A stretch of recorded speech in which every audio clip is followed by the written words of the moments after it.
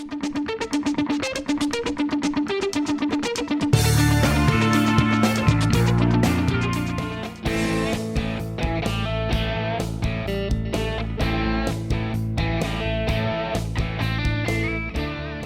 and welcome back to Transformation Ground Control. My name is Eric Kimberling here with Parisa Noble. Our next guest I'm excited for. She's someone I've known now for a few years, sort of a innovator and disruptor in the industry, which I like to consider third stage, a innovator and a disruptor in the transformation space as well. And so have a really good connection with this organization and interesting business model they have that's sort of disrupting the industry and disrupting the space. And essentially what RavenIntel is it's an organization or a website that provides peer reviews, customer reviews, actual verified reviews of system integrators.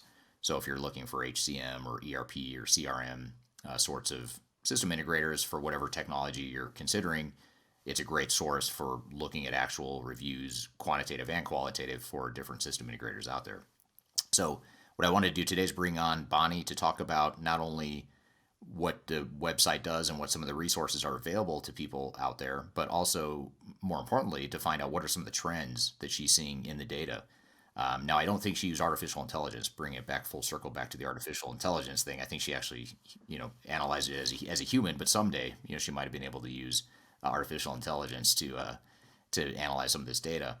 But she's got some great lessons on how to manage system integrators and what some of the things are you should be looking for as you evaluate system integrators.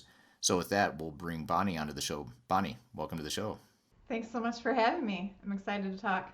Yeah, this is a great topic and an area that I know is of interest to you, and your whole business is built on this concept of system integrators and evaluating system integrators and how do you compare different resellers and integrators. But I guess before we jump into the meat of the conversation, maybe just tell us a little bit about RavenIntel and what you guys do. Well, I'm Bonnie Tinder. I'm the founder and CEO of RavenIntel. And we're a peer review company, so very much like Yelp or Glassdoor. But the reviews that we have and we collect are about enterprise software projects and implementations and the SI partners who actually complete them. So at our core, we are all about helping an enterprise software customer make a great choice in a consulting partner and really know all of the options that they have available. I founded the company about 3 years ago after being in the HR tech space for the past 25 years. And my job, I run the business and our team and really work to ensure that our visitors have a valuable and trustworthy sort of place they can go for information about projects. In RavenIntel.com, we have over 1,000 reviews on projects completed all around the world by about 200 different consulting firms and 7 main types of enterprise software. So yeah, that's what we do. Okay, great. So it's I like how you described it as the Yelp of the industry as far as finding a system integrator. Exactly. What I really like about your business and just the whole idea of RavenIntel is that it's somewhat of a disruption in a good way. It's a disruption that brings transparency and information in a way that buyers of system integrator and software vendor services didn't have before. So how have system integrators and software vendors and others in the industry that typically want to push, their narrative or their version of, what their strengths are, how have they responded to this, call it disruption to the industry? Yeah. Well, you're right. This idea of transparency is something that not everybody loves. So I'm going to answer that question in 2 parts, really. So really, the reason I started Raven over 3 years ago was I wanted customers to be able to independently make a great choice in consulting partner and know what the experience of their peers have been previous to, in previous situations.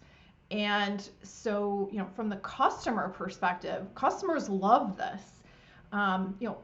Nobody likes implementation. It's challenging, it's expensive, and I guess what I wanted to do is help make that suck less for customers. And what I saw in my experience was, that so much of the time customers didn't know what they didn't know before they got into an implementation.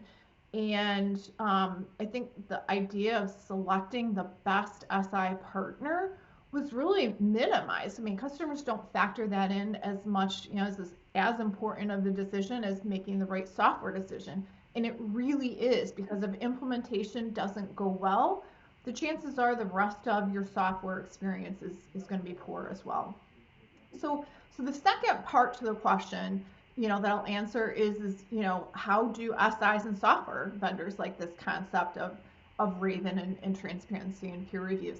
So I would say too, it's mixed. There are, what I would say is the best SIs and the best software vendors like it, because it's this way that they can really get the voice of their customer out about how well implementations are and showcase their work. So we have SIs that use this as sort of a way to get known to customers that might not have known about them either, through the lens of successful project delivery. And I say, those SIs that run to this concept of let me get my customers' experience sort of amplified, those are the ones that you want to partner.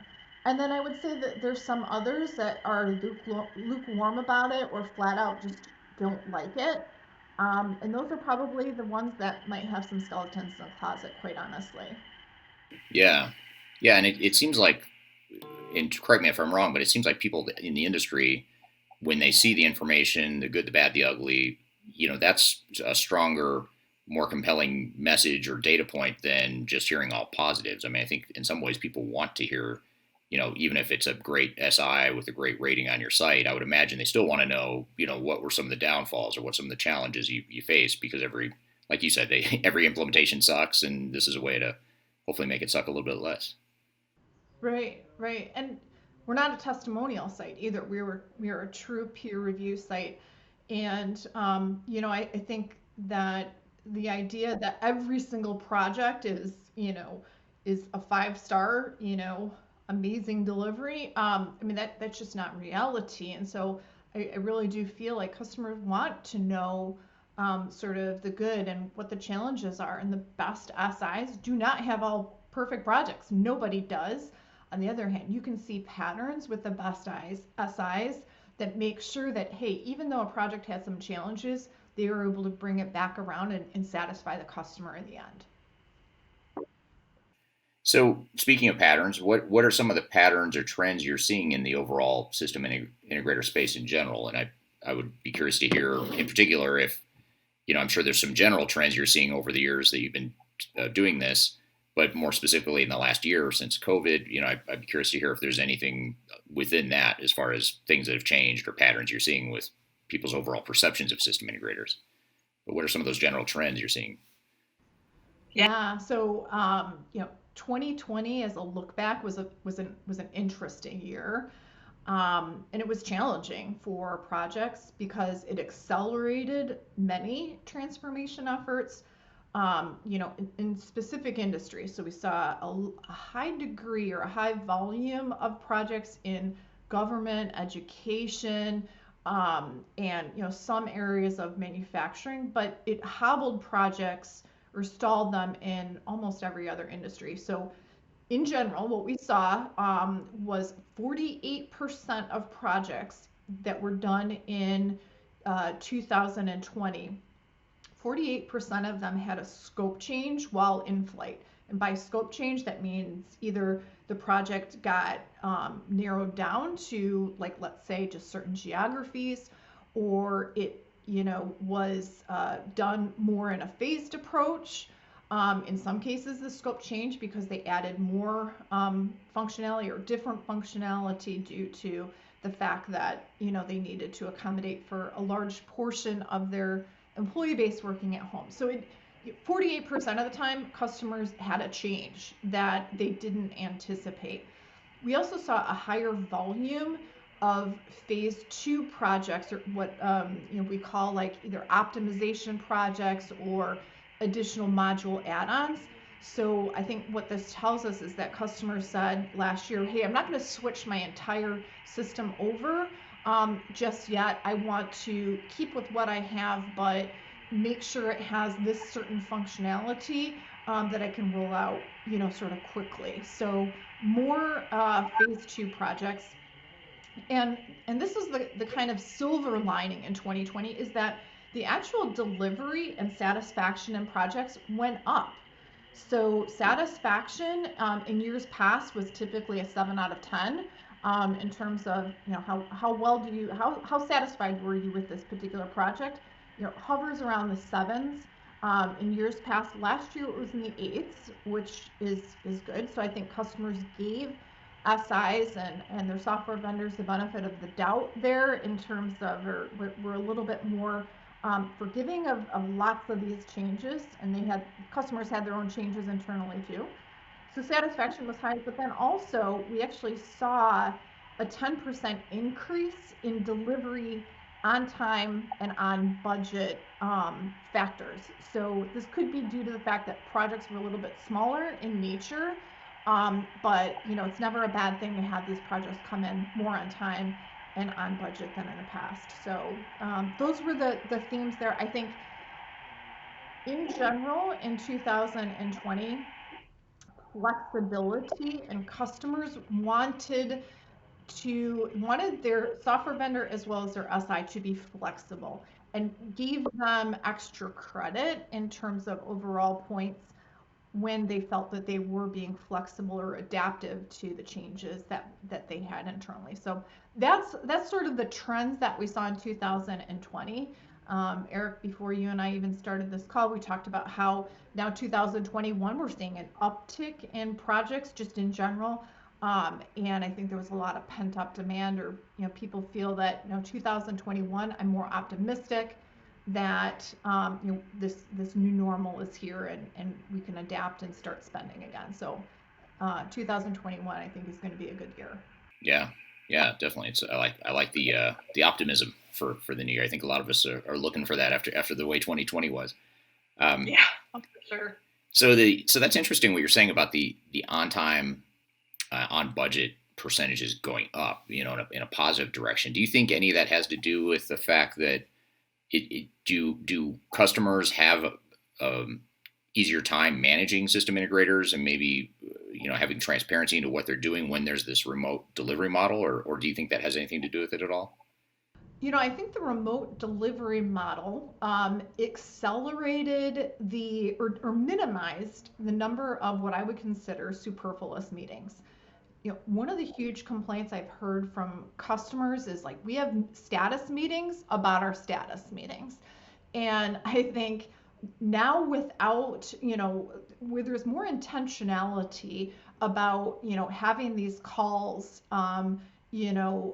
regular calls, there's a more of a box put around, even a meeting, the way meetings are managed versus, we're all sitting in a conference room together. We can, there was a lot of, I think, wasted time,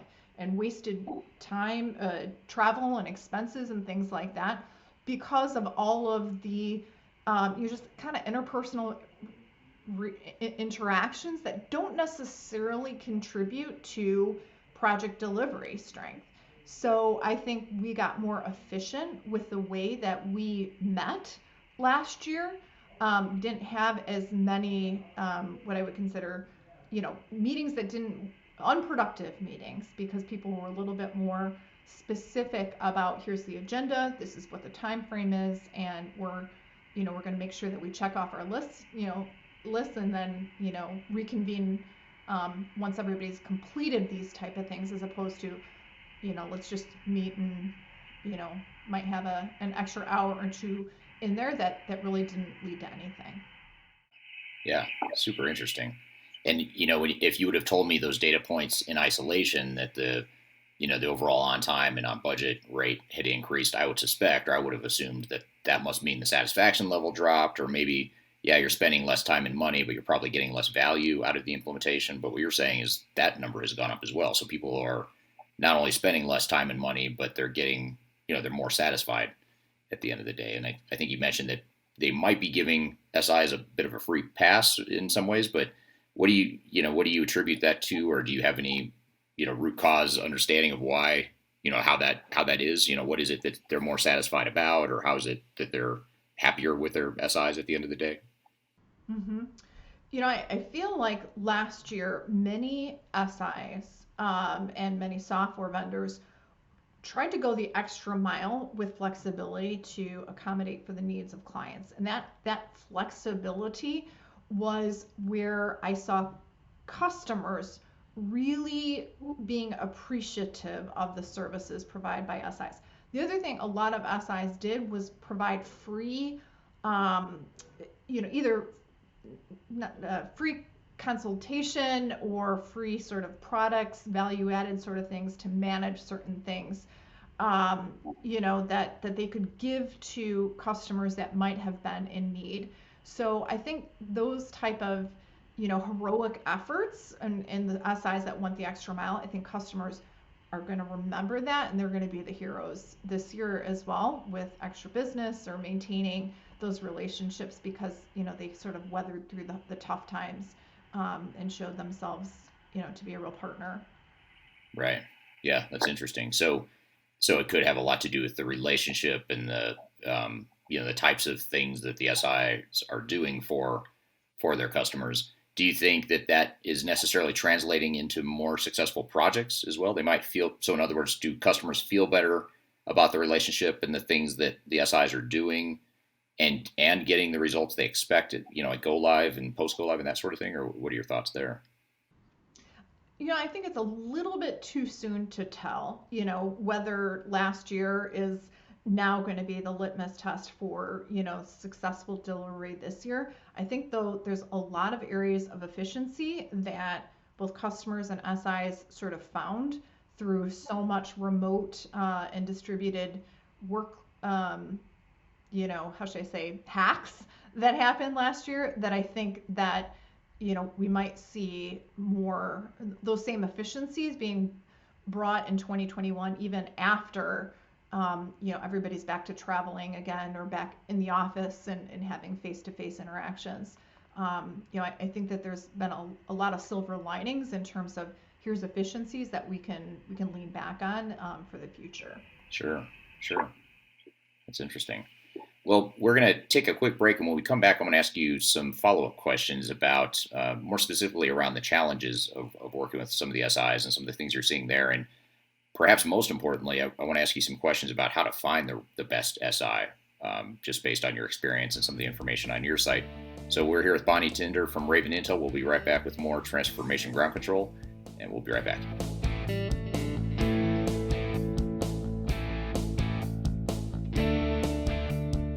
If you are aiming for transformation success, turn to Third Stage Consulting Group. Third Stage's independent and technology agnostic consulting team helps clients define their digital strategies, define their roadmaps, and manage their transformations. With offices in the US, Europe, and Australia, our team helps the world's most forward-thinking organizations through their transformation pitfalls and risks. If you are embarking on a digital transformation or business change initiative, contact Third Stage Consulting to see how we can help you reach the third stage of transformation success. Learn more about us and download independent reports, videos, and other best practices at thirdstage-consulting.com.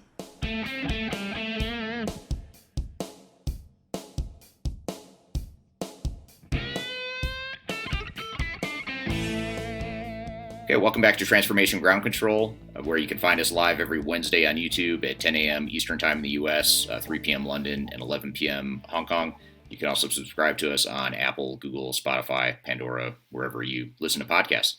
So I'm here with Bonnie Tinder from RavenIntel, and we're talking about system integrators and just some of the data and the customer reviews that and data that she tracks on her website, RavenIntel. And we were talking about levels of satisfaction and just overall results of some of these system integrator customer experiences. And we were talking about how more projects are finishing on time, on budget. There's a higher satisfaction level since the pandemic started. But I want to shift gears a little bit and talk about some of the challenges that people experience with system integrators, just in general.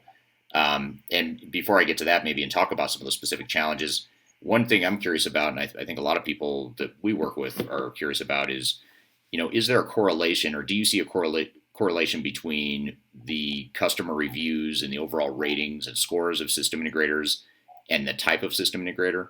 So in other words, do big system integrators have higher or lower scores on average than the small ones, or do the niche focused ones have higher or lower scores than the other ones, or do you see any patterns like that in the data you've analyzed so far? Yeah. I will tell you that we see no correlation between hiring a big five firm with a name brand and the success of a project. In fact, what I would say is in general, independent firms that, let's say, have between 25 and 100 professional services staff who specialize in a certain either functional area like HR or product line, tend to be rated higher than management consulting firms who have a software implementation or project arm. And while there's some people consider that a safe bet, a lot of people consider it a safe bet. I never got fired for hiring big firm X here, as that's going to be sort of the safety net. There really isn't a correlation between that and project success, and that's based on over 1,000 reviews that we've had, looking at both big five or big six independent versus what I would consider like small boutique. With that said, though, with the independents, it's difficult to know, okay, they don't have a name brand. Should I just trust what they're telling me? Or, how much can I trust that this, independent brand is going to be able to deliver on what they say? So there's a lot of due diligence that is really necessary to find the best firm for your project. And, there's going to be times if you are in an enormous global company that has a footprint and you want ground level resources in some place in North Europe or something like that, there's going to be very few firms that do that. And so in those cases, that's going to lend itself to a big five, let's say. But if your project is like 80% of them, where it's maybe regional, you're in the just mid-size enterprise space, you don't necessarily have to go with the big firm. There's probably plenty of others that can do a great job. You just need to vet them appropriately. The other thing I will say, and this is one of the pitfalls, is software vendors will recommend one or two partner firms to you during the selection process, or or during your software selection. And I would say it's really important to go beyond that. Don't just take those two and say, all right, I'm going to pick one of these. You really want to make sure that you're in the driver's seat in terms of vetting that SI, because that implementation partner is going to make or break your success. And your software vendor, while they definitely do business with a lot of firms, they don't necessarily know the best partner for you either. They're going to recommend the one or two based on their sort of limited knowledge in your region and things like that, when there might be a better one out there that can get you a better value, should you just sort of expand your search a little bit. And that's really why RavenIntel exists, is to give you that more complete list of options. So again, it's hard to just take a broad brush and say, hey, you should hire an independent versus the big five or six or even a boutique firm. It really depends on the scope of your project and the type of software that you're going to be using, that will really help sort of narrow your choices down there. So that's a interesting point. And I don't know about you, but I think a lot of system integrators are somewhat culpable too, because I think you mentioned the land and expand and the overall proposal, call it the sales and proposal misalignment that happens as far as misaligned expectations. I think they come in with a plan, for example, that says, we can do this in 18 months, let's just say as an example, and they staff it with, 20 people for 18 months is kind of the assumption. But what happens when they find out that actually it's more like 24 months or 30 months that's more realistic for this particular company because of whatever magnitude of change management, whatever it may be. But the problem is they've staffed it at that higher level assuming a shorter duration, but they never really adjust for the fact that now you've extended the timeline, and that's how the cost overruns seem to happen a lot. Is that something you see in the data or the reviews? Without a doubt.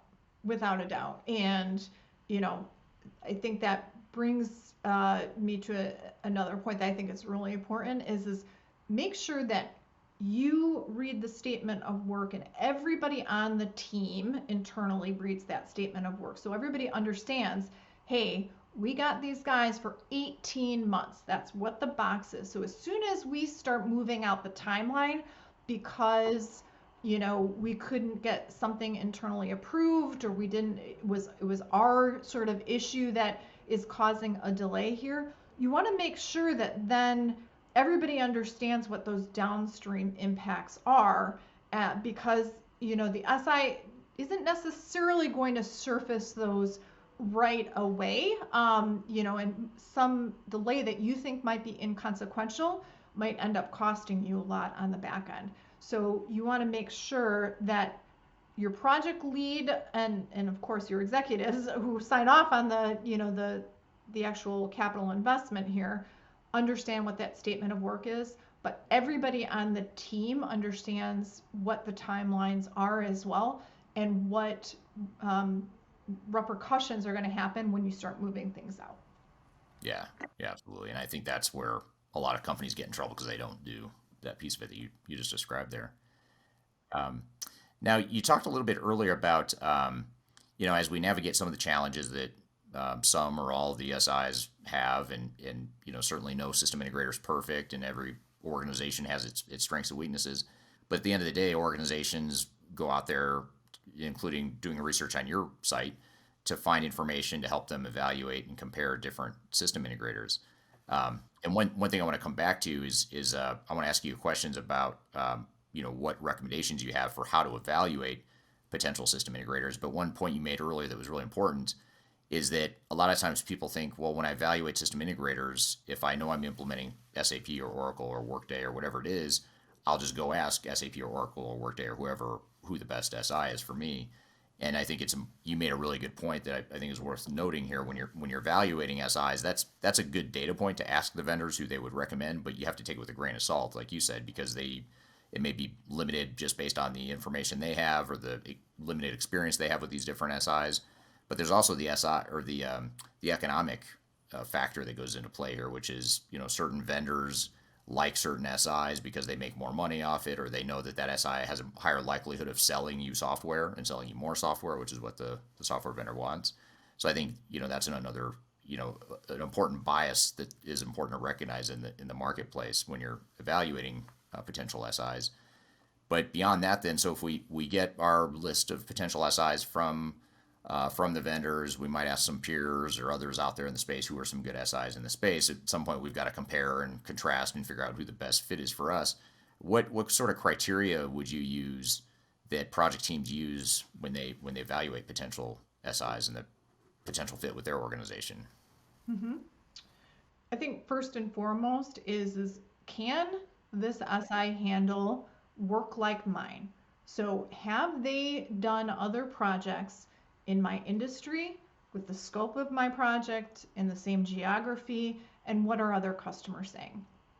As you said before, Eric, you can ask and things like that and get references individually from the your software vendor or from the SI themselves. But that's a very limited range, and it's limited by time, it's limited by geography, and Raven really gives that bird's eye view. And I have seen SIs who are great 1 year because they have a solid team, and then all of a sudden they lose half their team, and the next year all of a sudden they really start to slip and the quality of projects slips. So you want to make sure that you have the most current referenceable information, and that's really what the site is designed to do. And it's designed to be a proof point to what your SI is telling you during the sales process as well. You know, an SI is different than a software demo because they're not demoing you a piece of software. You can't objectively say, hey, yeah, I like that. That feature and function is going to match what I'm going to do. An SI is selling you on the quality of their people, really. And the only way for you to really understand and vet is this what they are, is what they're saying true, is to talk to other customers who have gone through the process. So those independent proof points are really big, which you can find out on Raven. I think the other thing that's incredibly important is, you know, as I mentioned before, an SI is not demonstrating a product, a piece of software. They're demonstrating their people who are going to be assigned to your account to work with you throughout the duration of a project. So you want to know, do I like this team? Do I feel this team can actually do the work? Am I comfortable with the personas and the backgrounds that these people have? So who am I getting introduced to during the sales process? And is that same team going to be who they assign me on the back end? Because one of the tricks of the trade is you know, SIs will bring in their A team during the sales process, but then assign you to the B team once you have actually signed your contract. And so you want to make sure that the same team that they're proposing during the sales process is who you'll be assigned with, because that culture that you're buying, you know, during the selection process, is you want to make sure that that's the culture that they're going to deliver on the contract side. So that's number 2. Number 3, does this firm understand my needs, and have they demonstrated this in the statement of work? If you get somebody who is rushing you through a process, giving you a quote before they truly understand what the scope of the project is, your time frame, your people, all of those type of things, they're typically going to fall into the camp of land and expand, where we're going to give them a low ball price, get in there until it's too late for you to switch us out, and then we're going to charge you extra later on. So don't go necessarily with the lowest price proposal. Go with the one that you feel really understands your needs, because in the long run, even though that might be a little bit more expensive up front, it'll end up costing you less than the guys who will come in, give you a cheap price, and then, you know, pad that contract, you know, 2 and 3 times with change orders. So those would be my 3. Yeah. Okay. And then what about after you've selected that ideal fit system integrator? Then, you know, you're not out of the woods yet. You still have to manage the relationship, make sure the implementation overall goes well, and take ownership of the implementation. So what are the things that customers can do to manage that relationship, and just to manage the SIs longer term through the implementation? Yeah. So I would say, you know, I mentioned this a little bit earlier. Read the statement of work. Have your entire team read the statement of work and know what is and is not included in the project scope, because surprises are the worst. And you want to, you know, sort of be operating on a very clear picture of what your start and end dates are, and then all of the dependencies, you know, that throughout the project are going to make sure that you're going to hit or miss those dates. So using a project management tool, I think, and systematically managing your project, that's also a really good way to keep yourselves internally aligned as well. And so that would be the first one is you know, once you've confidently made that decision in an SI, be all in, but read the statement of work and make sure that your entire team does the same, so that nobody has any surprises going in. And then, you know, what I would say is you know, and both of us mentioned this before, don't go with the first or second partner your software vendor recommends. Make sure that you're doing an independent search that really puts you in the driver's seat, because if your project goes off the rails, you know, your software vendor is, gonna, be upset about that, but at the end of the day, it's your project. So, there's not a lot of skin in the game for them versus you, who's really paying for it and making sure that, you know, that you're confidently going and knowing that you've made the best choice possible in that SI. So those would be the two things that I would say. Okay, great. Yeah, that's super helpful. Now, if I'm a organization that has worked with one of these system integrators in the past, or worked with a system integrator in the past, or I'm currently working with one, how do I submit a review? Why would I do it? What's in it for me? What advice would you have there? Absolutely. So if you are a customer that's looking for a partner, RavenIntel.com, you can come and search and read all of our reviews for free out there and see who the best partner might be for your project. We'll even help you if you need a short list. If you have gone through a project and you want to help your peers understand that you loved your SI and all the great things that they did for them, or that you would not recommend your SI and warn other customers about getting in, our platform gives you a voice to do that. And you can write a review within 4 minutes or less. It's anonymous. We vet that and we'll make sure that we're checking it out and contacting you to make sure it's legitimate. But in 4 minutes, you can do this very easily. And the help that you provide your peers is exponential, because it's really, our site depends on the customer sharing their experience, and we make it really easy for a customer to do that. And we'll absolutely take that information and keep your and your own personal information confidential, but it will be used to help others prepare for their projects. Good. Well, I think that's a good place to leave it, and I appreciate you being on the show here today, Bonnie. It's my pleasure. Thank you so much. And look forward to maybe talking again in 2022 and seeing how this year went. Yeah, absolutely. All right. Well, we're going to take a quick break. We'll be back with more on transformation ground control. We'll debrief and cover a few of the points that Bonnie had here for us today. And we'll be right back after a quick break.